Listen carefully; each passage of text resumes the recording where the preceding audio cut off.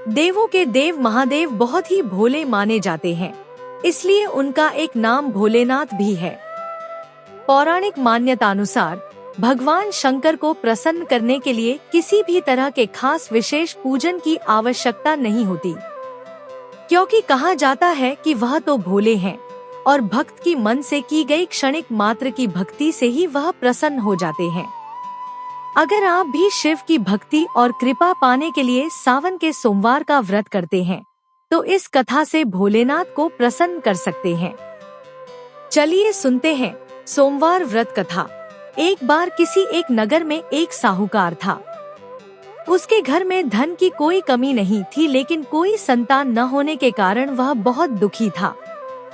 संतान प्राप्ति के लिए वह हर सोमवार को व्रत रखता था और पूरी श्रद्धा के साथ शिव मंदिर जाकर भगवान शिव और माता पार्वती की पूजा करता था।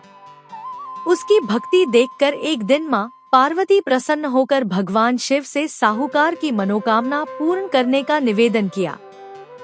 पार्वती जी के आग्रह पर भगवान शिव ने कहा कि हे पार्वती, इस संसार में हर प्राणी को उसके कर्मों का फल मिलता है और जिसके भाग्य में जो हो उसे भोगना ही पड़ता है। लेकिन पार्वती जी ने साहूकार की भक्ति देखकर उसकी मनोकामना पूर्ण करने की इच्छा व्यक्त की।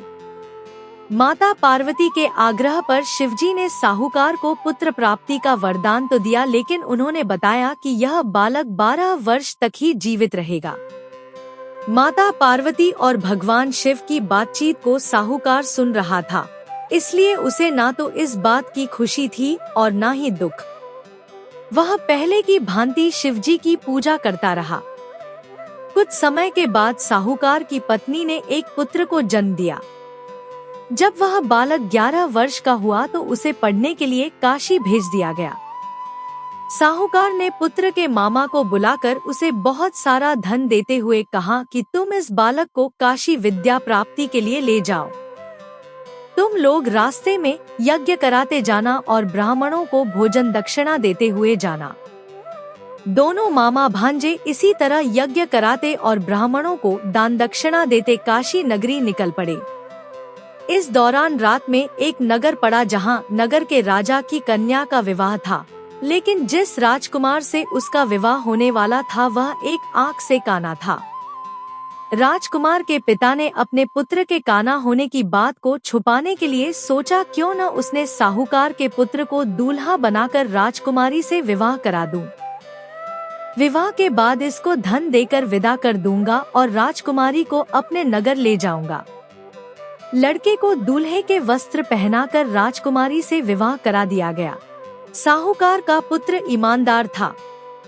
उसे यह बात सही नहीं लगी, इसलिए उसने अवसर पाकर राजकुमारी के दुपट्टे पर लिखा कि तुम्हारा विवाह तो मेरे साथ हुआ है, लेकिन जिस राजकुमार के संग तुम्हें भेजा जाएगा वह एक आंख से काना है।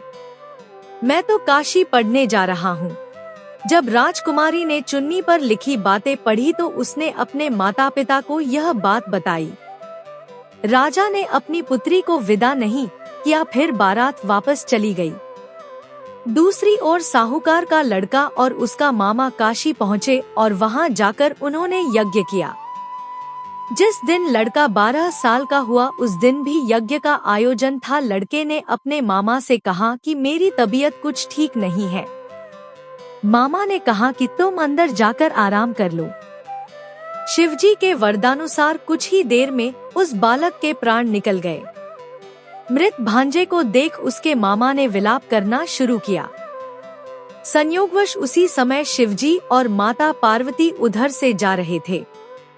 पार्वती माता ने भोलेनाथ से कहा, स्वामी, मुझे इसके रोने के स्वर सहन नहीं हो रहा, आप इस व्यक्ति के कष्ट को अवश्य दूर करें। जब शिवजी मृत बालक के समीप गए तो वह बोले कि यह उसी साहूकार का पुत्र है जिसे मैंने 12 वर्ष की आयु का वरदान दिया था। अब इसकी आयु पूरी हो चुकी है। लेकिन मातृभाव से विभोर माता पार्वती ने कहा कि हे महादेव, आप इस बालक को और आयु देने की कृपा करें, अन्यथा इसके वियोग में इसके माता पिता भी तड़पत्र कर मर जाएंगे।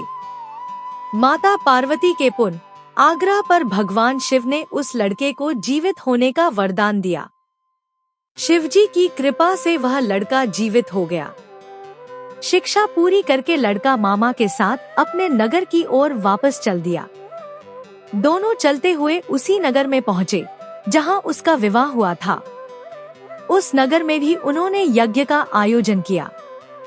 उस लड़के के ससुर ने उसे पहचान लिया और महल में ले जाकर उसकी खातिरदारी की और अपनी पुत्री को विदा किया। इधर साहूकार और उसकी पत्नी भूखे प्यासे रहकर बेटे की प्रतीक्षा कर रहे थे। उन्होंने प्रण कर रखा था कि यदि उन्हें अपने बेटे की मृत्यु का समाचार मिला तो वह भी प्राण त्याग देंगे, परंतु अपने बेटे के जीवित होने का समाचार पाकर वह बेहद प्रसन्न हुए। उसी रात भगवान शिव ने साहूकार के स्वप्न में आकर कहा, है श्रेष्ठी, मैंने तेरे सोमवार के व्रत करने और व्रत कथा सुनने से प्रसन्न होकर तेरे पुत्र को लंबी आयु प्रदान की है। इसी प्रकार जो कोई सोमवार व्रत करता है या कथा सुनता और पढ़ता है उसके सभी दुख दूर होते हैं और सभी मनोकामनाएं पूर्ण होती हैं।